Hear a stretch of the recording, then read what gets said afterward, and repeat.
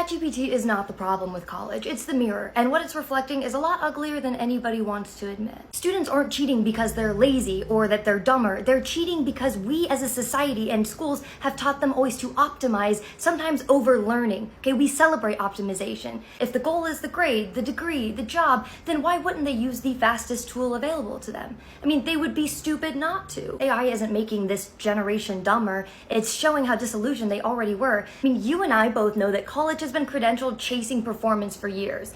AI just made the script easier to spot and harder to defend. And let's be honest here, it's easier to dismiss AI when you already have the privilege of access, fluency, and professional confidence. But for a lot of students, especially those who were underserved by the system from the get-go, AI isn't a luxury. It's the first tool that's ever leveled the playing ground for them, even slightly. It's helping them survive a game that they didn't design and were never taught how to win. So what if instead of seeing AI as a threat, we treated it like the teaching assistant every underfunded classroom never got? Like, not to replace the teacher, of course, but to reduce the burden, to help prep the materials, translate instructions, give real-time feedback, scaffold lessons for kids who are 2 reading levels behind because they need the extra support and we don't have the manpower. Look, and I know one of the big problems here is that these teachers, these classrooms are underfunded, they can't afford the technology to implement this kind of learning. But what if I told you that all of these companies, these Silicon Valley startups, are pouring billions into capturing the education market? OpenAI through Microsoft, Google's Alphabet, Anthropic, Llama, which is backed by Meta. I mean, why not just flip this power dynamic and tell them to put their mission where their mouth is? I just think there's such an opportunity here for both sides, because if you are an AI company and you want,